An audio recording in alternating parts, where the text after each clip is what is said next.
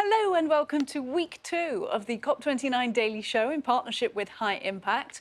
From the Olympic Stadium in Baku, I'm Rosanna Lockwood.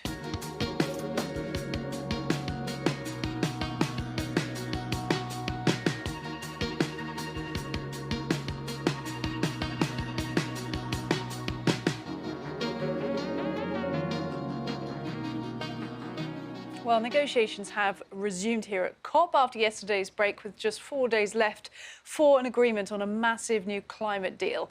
Today, outside those negotiations, the focus has been on human development, children and youth, health and education. Let's take a look now at what is coming up on today's show, shall we? How can COP help the world's poorest, whose lives are worse affected by climate change? We'll hear from the administrator of the United Nations Development Programme, Achim Steiner.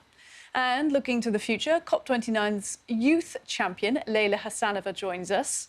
But first, let's take a look at what's happening in the Blue Zone and join MJ, who is co-founder of Just Keep Thinking and who's out there for us today.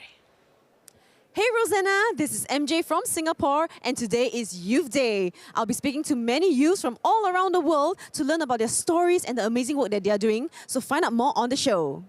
Thanks so much, MJ. Now, it is also Human Development Day here, so let's take a look now at why climate change has such a devastating impact on the lives and futures of people in developing countries.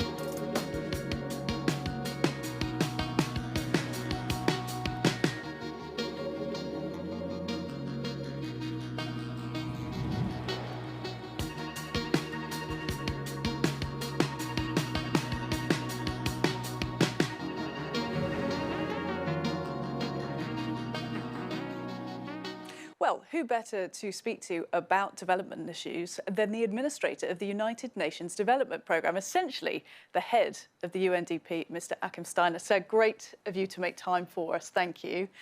And let's just start very simply. You know, the UNDP works with around 170 countries around the world. So talk to us about how climate change really affects the world's poorest people. Well, there are many different ways in which it affects them, but I think perhaps the most important message is we are talking today about climate change and its effects in real time, no longer scenarios, no longer in the future. If you simply watch the evening news, you open your papers, you go online, and what you can see is almost every day, somewhere in the world, extreme weather events occurring. The impacts that very often are transported through water, whether it is floods, i.e. too much water, whether it is drought, too little water, the extreme weather events we are witnessing. Remember Pakistan underwater a few years ago, Thailand, the recent events in Valencia in Spain. Essentially millions and millions of people are being directly impacted by these extreme weather events. On top of that, we are having economic impacts. The cost of adaptation, i.e. spending money on securing your infrastructure, for example, from these extreme weather events, means you're spending money just to essentially stay in the same place. You're not investing in the future, building new roads or railways. You're having to spend a lot of money, and this is particularly on the African continent, a great tax on development. These extreme weather events keep developing countries in that developing country status. They can't develop. That is exactly one way of describing it, because you are essentially losing the ability to invest in your own future. You know, we live in an age where digital technology, artificial intelligence, fiber optic cables, these are the roads and railway bridges, so to speak, of the 21st century. You need money to invest in that so that your population can have access to this extraordinary new realm and possibility for development. But if you don't have money, if you're essentially spending your money on repairing, recovering, early recovery, reconstruction, or indeed on dealing with a hurricane and an extreme event that happens regularly in the Caribbean, where sometimes 20, 30, 40% of your GDP can be wiped out in just 8 to 9 hours. you get a sense of how existential this threat has become. Let's think for a moment about some of the world's most vulnerable groups that often don't get their voices heard. Women, very poor people, people with disabilities. And does an event like COP actually help get their voices heard, or is there a chance that they're still not heard here? Well, I think for some of them, these conference of the parties have become a place to be heard, because very often in their own countries they may be overlooked, or in the way that development planners have not thought about people with disabilities when it comes to early warning systems. It's of very little help to have a siren for people who essentially cannot hear. And these are just some very basic examples of how, in essentially preparing for a different period in the way that our lives will evolve in times of climate change, we do need to disaggregate these responses. What may work for women or what may work for rural dwellers, for farmers, is not the same as somebody who lives in a 10-story building in the city. People who have access to communications equipment versus those who are still disconnected from modern telecommunications. And also for young people, I think we need to understand much better how climate change is not only impacting on them physically, but actually for many young people today, that uncertainty, that sometimes dystopian outlook of the future or into the future is also affecting them in terms of their willingness, their ability to think positively about what comes next. And it is perhaps no accident that in our times, we are dealing with more and more mental health problems also in our societies. Let us know briefly what it is that you're seeking to achieve at COP29. You've seen many COPs, I'm sure, but what's going to be on your priority list this COP? I think the most important signal that can come out of Baku is that whatever our divisions, the disruptions, the stress we face in the world today, the world is united in the need to address climate change. We will have our differences, we will have different capabilities, but out of Baku must come a signal that COP29 has kept the world together. We are moving together as a united world. There may be one or two who from time to time will take a step back, but I think this is the most important signal. Secondly, we do need to address the issue of financing, and very much beyond this notion of one group paying for another group, but rather putting the notion of co-investment much more at the center of understanding that international climate finance is essentially a way of amplifying and accelerating the enormous amount of finance that developing country taxpayers are already investing in adaptation and mitigation. If we cannot find common cause here, we will again undermine confidence in one another in addressing climate change. So two very important signals out of Baku that will help us to get to COP30 next year, when every country will present its nationally determined contributions, its next revised national climate strategy, higher ambition levels, keeping the hope alive that we can still together manage to stay in a 1.5-degree world. But it is an uphill struggle, and we are running out of time, and there are so many excuses that people find not to act that can make us all stumble. Administrator of the UNDP, Mr. Achim Steiner, thank you very much for your time. Thank you. Well, continuing our focus on youth, I'm delighted to now be joined in the studio by the youth climate champion for COP29, Leyla Hasanova. Thanks so much for making time for us on what I know is a very busy day for you. So let's speak about your role and what it encompasses, because it's a very unique experience, I think, and it starts even before this event. Tell us what it's been like being youth champion. Thank you so much. Thanks for the invitation. My pleasure to also address the Daily Show. And yes, just a quick introduction to the Presidency Youth Climate Champion role and what it means to me and the global arena as well. The role was institutionalized last year at COP28 by the decision from parties because it was requested by young people to have a focal point in each presidency to represent whatever they want to the presidency. So here we are bridging the gap between the young people and presidencies.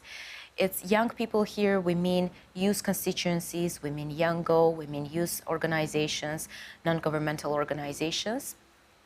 They need someone to go for their voices, to make sure that their voices are included in the policy making. So that is why the role was institutionalized, and this role has a magical element of bridging the gap between young people and the policymakers. So that is why I'm here right now.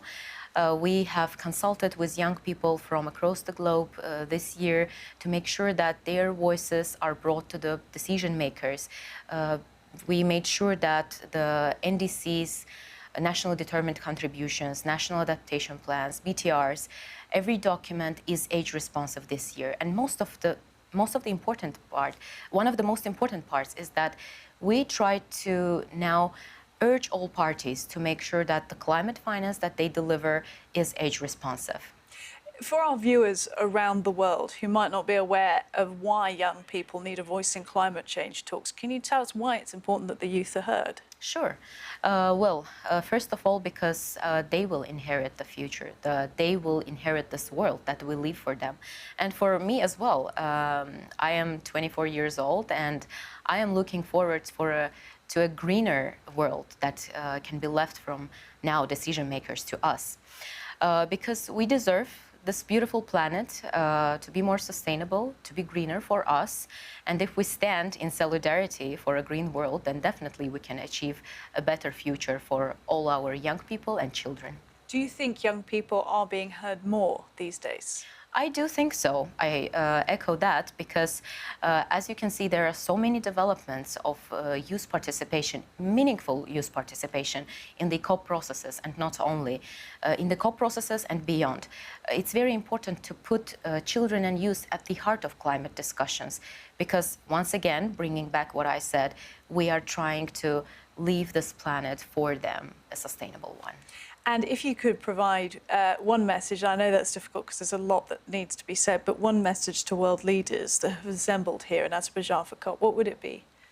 Well, it's a challenging one, but one message is that I would urge them actually to always bear in mind children and youth because they have children, they have young people around them.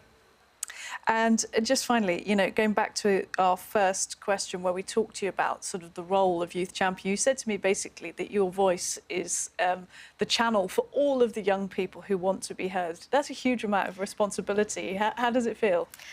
Well, yes, it's a huge moment, and young people, youth is a huge group. And the thing is that me as a youth champion, I do not represent young people. I bridge them. I bridge them with policymakers, with the COP presidencies. So it's a huge task, but we do it all together, hand in hand.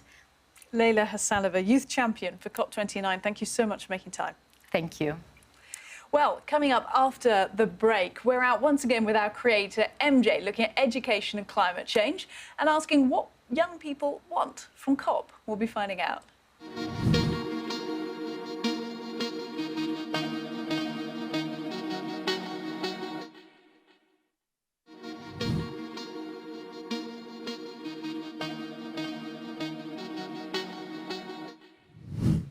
Welcome back to the COP29 Daily Show with High Impact. I'm Rosanna Lockwood. Now, let's get back to the Blue Zone and join MJ, who's there for us today. MJ, what have you been up to? Hey Rosanna, this is MJ from Singapore and today is Youth Day. I've spoken to many youths to hear the stories and the amazing work that they are doing. So here's how I got on. I don't know what the average age is of everyone here at COP29 and I suspect it is considerably higher than mine, which is 29. But today is Youth Day, so let's hear what our youths have to say. I couldn't do this piece without coming to my own country's pavilion, Singapore. I'm really interested in policy making in Singapore. I'm like a sponge now. I'm absorbing all the knowledge I can. And I would love to bring this wealth of knowledge back to my community, back to Singapore. I grew up as a herder in Mongolia. Last year actually was one of the biggest winter disaster and 8 million livestock died. I am currently building a livestock tracking system and an early warning system for the herders to prevent their livestock from dying and also protect their livelihoods. We are at one of the busiest pavilions at COP29 today, the Children and Youth Pavilion. And actually, I'm about to do a panel, but before that, let's check out the vibes here. We're a global youth-led charity with teams in over 40 countries, and we organise concerts and music festival campaigns to get more folk involved in the climate movement. Using music as a way to reach out to the youths in other communities, and that's how we get everyone involved. Next up, I'm joined by Iman from Pakistan, and she's only 13 years old. In 2022, Pakistan was hit by devastating floods. Seeing the destruction in my home village, it was really saddening, and the people over there, they didn't even know what was hitting them. That's why I created Earth Warriors, a free-to-use climate education portal designed for children under 16 years of age that teaches children about climate change in their indigenous languages. It's so great to be part of the conversations here at COP, and I'm so happy to hear you voices from all over the world sharing their stories, sharing their impact, sharing what they have done to their communities. And it is my hope that more youth voices get represented at a table, more youth voices get heard, and we can all work together towards a better future. Well, I'm pleased to say we've got some youth voices now with us here in the studio, going to find out all about them. Joining me on the sofa, Tseba Makwena, a student from Johannesburg, Prithvi Singh, an environmental activist from India, and Maison Kapila from a Maasai indigenous community in Kenya. Welcome to all three of you. It's so good to see you here on Youth Day, and we're going to find out a bit more about you. Tseba, I'm going to come to you first. You helped design an early flood warning system. Tell us a little bit about that. So this system was designed as a solution to a problem that was brought forth to us through a university task. We were tasked to look into climate action and also ways in which we can, solve a lot of the problems we face within our community in South Africa as well. And we noticed that in KwaZulu-Natal, South Africa, there were a lot of floods that were happening, and the smaller communities were not aware of these floods as they happened. And a lot of the information that needed to get passed down to them was delayed heavily, and that critical information could have saved lives. In 2022, 436 people passed and 4,000 homes were ruined. So as a solution to this problem, we came up with a rapid communication system that would warn community members near the Umgeni River, this is where it's positioned, in a timely manner, and allow them to be prepared, better prepared, and also evacuate upon a response to incoming floods. Absolutely amazing stuff. And I'm going to come back to you and find out a little bit more about how your experience at COP has been. But Prithvi, coming to you, you think about the environment a lot, I think, in what you do. Tell us a little bit about this Prithvi Forest Foundation. So as a 12-year-old environmentalist who's been a nature lover from the very beginning, at Prithvi Forest Foundation, which I founded at the age of 6, because at the age of 4, when Vada cyclone hit the shore of Tamil Nadu, I was so devastated by the impacts. I felt I have to do something. I started participating in tree plantation drives. And at the age of 6, I said I want to do something of my own. That's how Prithvi Forest Foundation, PFF for short, was created. And now our impact is widespread. So I've planted 150,000 trees in more than 107 different locations. And we do not only do that, we do agroforestry, lake restoration, indigenous tree plantation, and multiple other community projects, including mangrove plantation. And the projects that we do, they're in rural communities with rural schools. And besides that, we also focus on climate education. So in that, I have mobilized 80,000 people across 20 countries. And we do various different courses online as well, designed by ocean biologists and sustainability specialists. You've done more at 12 years old than most people do in a lifetime. That's incredibly impressive once again. And we'll also be finding out about your COP shortly. But Maison, so good to see you as well. And you basically help with community engagement, traditional practices and communications from a Maasai indigenous community. Tell us about what that's like, what you're trying to raise awareness about. Thank you. So I come from an indigenous community called the Maasai of Kenya. And one of the things I'm actually advocating for, I'm coming in as a youth and from an indigenous community, and I am trying to amplify our voices because I feel like we are underrepresented. And we have done so many community engagements. Like 2 weeks ago, we had a community one health and climate workshop, where we invite community members who have not gone to school. They are vastly knowledgeable about indigenous wisdom, indigenous knowledge. They believe in cultures. So trying to bridge a way that our cultures are not eroding, our beliefs are not eroding, so that we have them being preserved to the next generations that are coming after us. Do you feel like, Maison, that on this Youth Day here at COP, that your voice is being listened to? I don't think, because there is what we call community-centered approach. I feel like, with all the policies, the frameworks, I don't think there is really a representation, like, there is a bridge, there is, kind of a system that has been put in place that before even policies reach to the local communities, it has to pass through a lot of processes. And I believe that if, for example, talking about climate finance, if we direct that funds directly to the communities, I can see the impact. But if it passes through maybe a system, I don't see it like being effective. It takes a lot of time. It takes a lot of, time, I'd say. Yeah, and you need to not only have the conversations, but to see it in practice, and you want that direct funding to the communities. And that's why it's important to especially have young voices making these concerns heard. Seba, I mean, today is impressive because we're seeing lots of bright young minds all gathered together. Are you positive that young people are being listened to, that their concerns are being heard? I wouldn't say I'm positive, unfortunately, but I can say that a lot of us do have that deep sense of responsibility to care for our future. And we have turned to looking inwards and looking into our households, how we can navigate certain things like, maybe be less wasteful when it comes to food, when it comes to recycling. We also consider solutions that need us to prompt change. And I think that comes from our voices being blurred quite a few times, but I think it is very important for us to continue receiving the mic, the platform, to actually express our needs and also be able to act on them. Because it's your futures that we're here, and then the generations that come after you as well, that we're here to try and help. And Prithvi, you have been a young environmentalist pretty much your entire childhood life. Do you think that the world is listening to young environmentalists? I think the involvement has increased over time, but it is necessary that not just the involvement, but also the opportunity to be able to contribute to the action, the negotiations, the policies, and the real-time programs is quite central.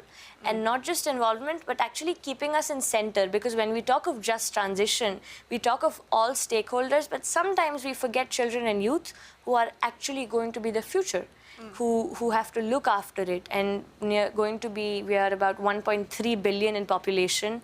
By 2030, the SDG year, we really need to be taken into account because we have massive power to make real-time change happen. All three of you, thank you very much for joining us, making your voices heard here on the COP29 Daily Show. We really appreciate it, and I'm sure you've sold our audience on the importance of the youth voice as well. That's all we've got time for on today's show, unfortunately. But let's tell you what's coming up on tomorrow's edition.